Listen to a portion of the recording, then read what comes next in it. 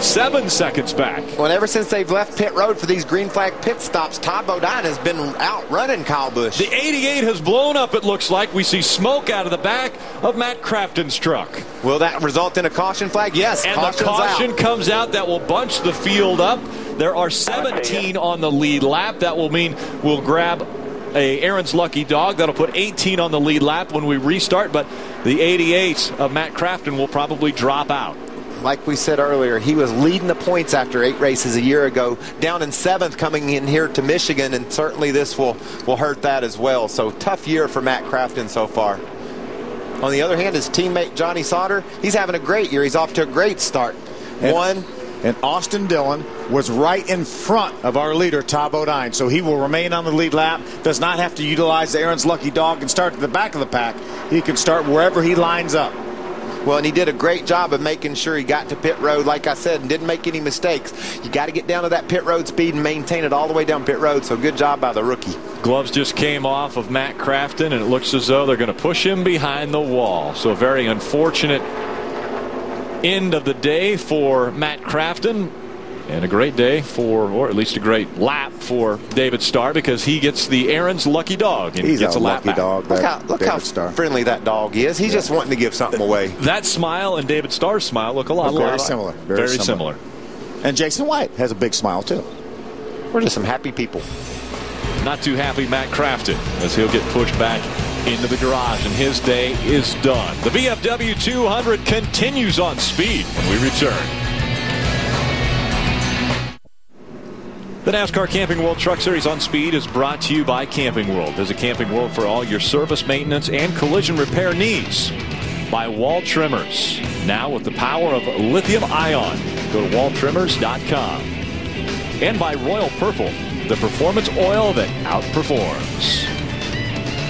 Our aerial coverage provided by Goodyear, the official tire of NASCAR. New Fuel Max tires help you have a winning fuel strategy. We had a few trucks make their way onto pit road for tires as we are getting close to the finish of this one. Ray Dunlap. Well, just wanted to update Elliott Sadler on lap 85. He came to the pit road and got 4 fresh tires on that Grange Insurance Chevrolet. But get this, guys, he was running in 5th place on the racetrack. Also, the 3 of Austin Dillon came in. He gave up 14th in order to get those fresh 4 tires. So we'll see what kind of gamble that was. Should have about 13 laps to go when we roll back to green. Thank you, Ray. Let's take a look at today's Just for Men hair color Live Forward. Skinner won from the pole in the inaugural race at Iowa Speedway, where we are next, which is next month. What a great racetrack they have up there. That was one of the first racetracks that have been built since the safer barriers came in. They don't even have the concrete wall. They have just the safer barriers out there. Speed's going to be all over it that weekend. There's an ARCA race, truck race. Yep. You said it, Phil. Just an amazingly competitive racetrack. It seems like every finish comes down to 2 or 3 wide guys battling for the win. Just for Men hair color Live Forward. Hey, Rick, let's see if we can make some contact with our leader, Todd Bodine. Hey, Toddley, Phil Parsons up in the speed booth. You got me? I got you, Philzy. It looked like, Todd, before that caution flag, after such a spirited battle you and Kyle have had, it looked like you were driving away a little bit. You guys were a little bit quicker on pit road. Then the caution flag comes out. Yeah, my Germain team got it done again, as usual, off pit road. We got a great Tundra. It's a little tight that last run in the middle. This time it's a little tight on exit. I think right now me and Kyle are pretty much even. Let's see what we can do here. Trying to make it 2 in a row. Can you get her done? Well, we can get her done. We didn't come to finish second, I can tell you that. All right, we've got an onboard camera with you. How about waving at your fans there? All right, buddy. Finish it off. They're coming to 1 to go. Close it in. Just 12 laps to go when the green flag will fly, right?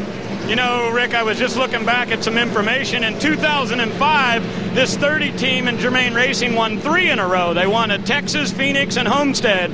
So they have done 3 in a row before. Today, I wasn't sure if they had won back-to-back, but after I looked at my notes, They've won 3 in a row. You know, the thing about this Germain team and Todd Bodine is, what the heck? How did he get so fast all of a sudden? You know, when the season started, he said we struggled. He said, Mike, the Hillmans found something with these trucks. They drive better now, and I can go. Isn't it amazing? It's almost like somebody flipped a switch. He said at Charlotte, when they went to Charlotte, and they found something at Charlotte, and they carried that on after that. They were so good at Charlotte, they finished in the top 3 position. Then they go to Texas and win, and they've been good since they unloaded here. So they found something with their setup that they're going to continue, and they're not going to stray away from. You should ask him what it was just then, Phil. He wouldn't have told me. Coming up after our race, we have F1 qualifying from Montreal, so make sure to stay with us here on Speed. The lights are off, the pace car field lining back up. Kyle Busch has never won at this racetrack. Neither has Todd Bodine. We don't have anyone who's won at this racetrack in the field today. But how about the seconds for Kyle Busch? Yeah, and Todd Bodine is elected to take that outside lane for the start here, pinching Kyle Busch down. Kyle has been amazing all year long, I guess all career long, on restarts. So even though Todd was a little bit faster during that last green flag run, he's got his work cut out with him here with Todd Bodine down on the inside. Field all in the hands of the 30 truck right now. Todd Bodine coming back to the green flag. Green goes back in the air. Side by side, almost contact. Again, the second place truck cannot beat the leader to the green or to the stripe. And here comes Hornaday. But the third place truck can beat the leader to turn 1 if he wanted to. And look who's going to pull out off turn 2. Todd Bodine, a strong run down through turn 1 and 2. He didn't like the way the way Kyle Busch restarted that race, but he didn't let that deter him from grabbing the lead. Now, 3 wide for second. Guys, I want to let you know, Kyle Busch is scored as the leader at the stripe, and again, you can't beat the leader to the stripe. That's 0.02 of a second. If they black flag him for that, then there's something wrong with it. Plus, he's running 4th right now, sideways, trying to get underneath Timothy Peters. Timothy up to the 3rd spot. Got a crash. Nelson Piquet Jr. off 4, sliding through the infield grass. The Qualcomm number 15 slides into the grass. The caution comes out. Looked as though contact was made with the 15 and turned him around as they came out of 4.